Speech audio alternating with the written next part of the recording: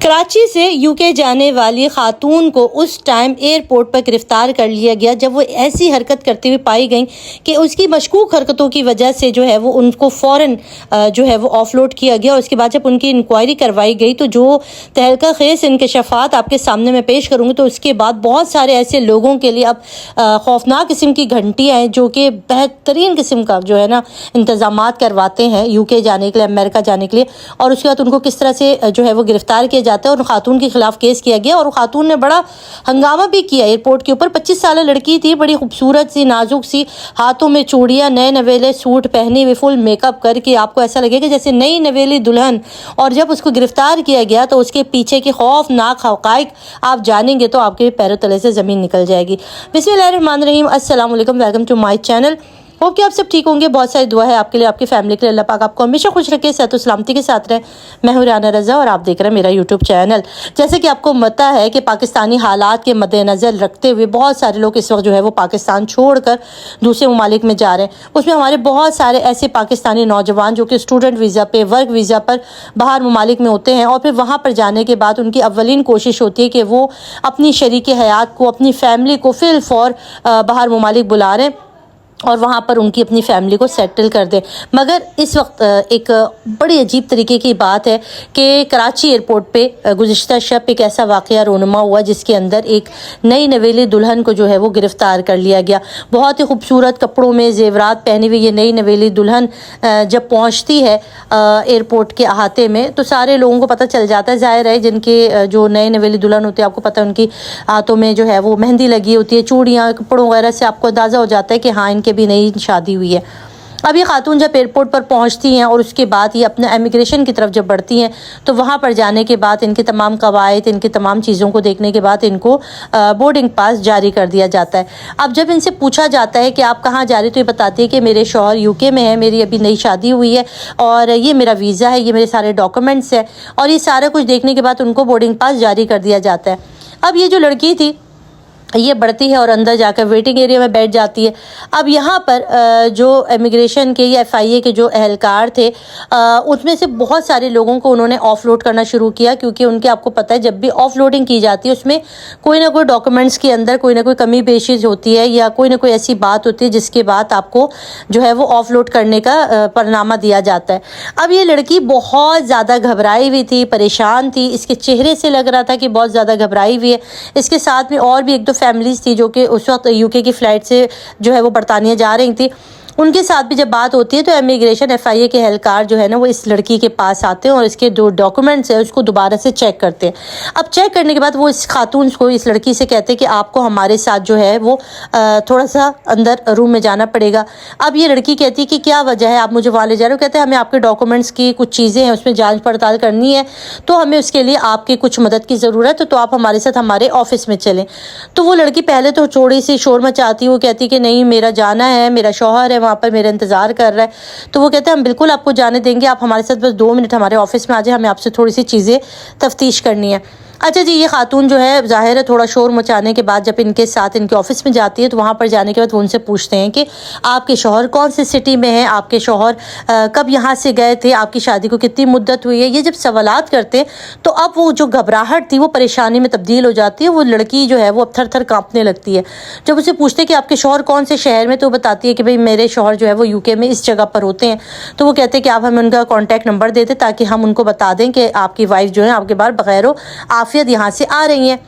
तो वो नंबर देने से कासिर होती, कहती मेरे पास उनका नंबर नहीं है, मुझे नहीं पता और ये वो। तो कहते हैं आपको एयरपोर्ट पे कौन पे रिसीव करने आएगा? तो वो बताती है कि भाई मुझे जो एजेंट ने बताया है तो वो मुझे लेने आएंगे। मतलब किसी भी सवाल का सही जवाब नहीं दे पाती। फिर वो उससे कहते हैं कि भाई आपकी शादी किस वक्त हुई थी, आप अपनी शादी की कोई डेट दिखा दें, हमें कोई तस्वीरें दिखा दें कि आपके शौहर कौन थे, कहाँ थे, कैसी शादी हुई, क्या हुई। तो उस पर भी उसका जवाब नील होता है।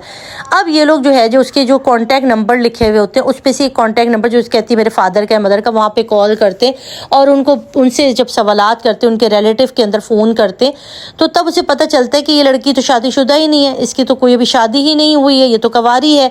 और जब इसके कवायफ वगैरह ज़रा देखे जाते तो पता चलता है कि जो इसके डॉक्यूमेंट थे ये सारे के सारे जाली, एक फेक जो है वो शादी का प्रपोजल वगैरह बनाकर एक शादी का करके इसको जाली डॉक्यूमेंट के ऊपर यूके भेजा जा रहा था।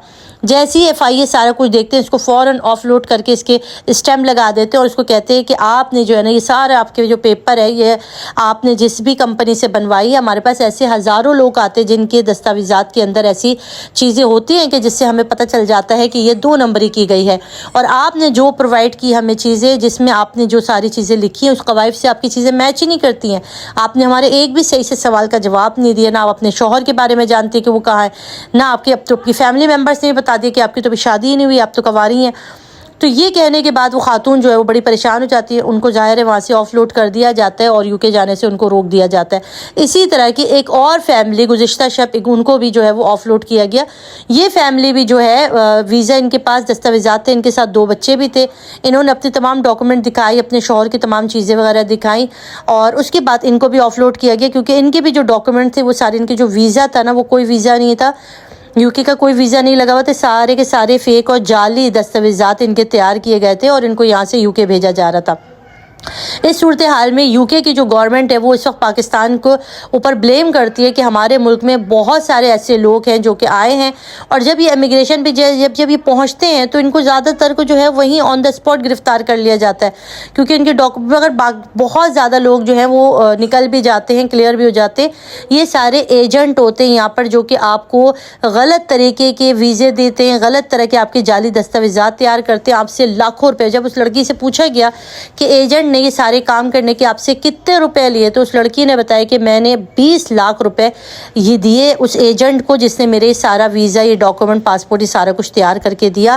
اور میرا واقعی کوئی شوہر نہیں ہے, میں کنواری ہوں, مگر مجھے یہاں سے جو ہے وہ UK جانا تھا کیونکہ میرا یہاں پر کچھ بھی کام نہیں بن پا رہا اور مجھے جو ہے وہ UK جانا ہے. اور وہاں پر جانے کے بعد میں جو ہے وہ اپنی زندگی سیٹل کرنے کے لیے جا رہی تھی, اور مجھے جنہوں نے مجھ سے 20 لاکھ روپے جس ایجنٹ نے لیے, اس نے مجھے کہا کہ میں آپ کا ایک ایسا شادی کا اور اس طرح کا بنا دوں گا جس پر آپ کو کوئی بھی روکے گا نہیں, آپ کے پاس جو ہے وہ ساری چیزیں ہوں گی, آپ وہ دکھا دیجیے گا. تو جناب والا ہمارے ایئرپورٹس کے اوپر یہ سب کچھ ہوتا ہے, مگر جہاں پر اگر دیکھیں جو اچھا کام ہوتا ہے اس کو بھی اپریشیٹ کرنا چاہیے, اور جو کام اچھا نہیں ہوتا اس کو بھی ہائی لائٹ کرنا چاہیے.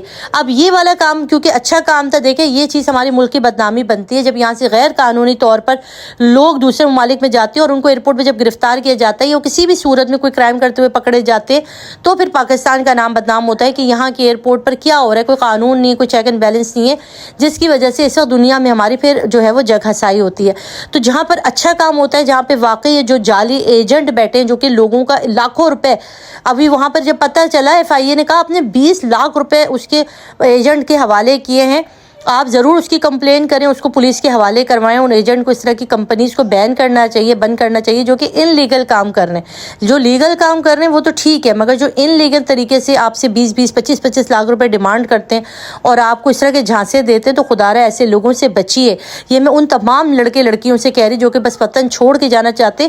یہ 20 لاکھ کی رقم ایک خطی رقم ہوتی ہے. اب یہاں پاکستان میں بھی اگر ایک چھوٹا موٹا بزنس کریں گے تو اللہ برکت دے گا. اپنے ماں باپ, اپنے بہن بھائیوں, اپنے ملک کی دال روٹی بھی باہر کی جو ہے وہ مرغ مسلم سے لاکھ درجے اچھا ہے. ابھی ہمارے لوگوں کو پتہ نہیں ہے کہ باہر ممالک میں جانے کے بعد آپ کو کتنی محنت, کتنی مصیبت, کتنی پریشانیاں جھیلنی پڑتی ہیں. محنت کے بغیر کچھ نہیں بنتا. جو لوگ بھی وہاں جا کے سیٹل ہوئے وہ انہوں نے جاتے ہی نہیں سیٹل ہو گئے, انہوں نے محنت کی ہے, کمایا ہے, اپنا خون پسینہ بہایا ہے, تب جا کے ہوا ہے. وہی کام اگر آپ پاکستان میں کریں تو کم صحیح مگر اپنی فیملی کے ساتھ عزت کی روٹی آپ کھا سکتے ہیں. میری بات سے اتفاق کرتے ضرور کامنٹ باکس میں اپنا جو ہے وہ اظہار رائے کیجیے گا. اپنا رکھیے گا بہت سارا خیال, دعاؤں میں مجھے یاد رکھیے گا. اللہ حافظ.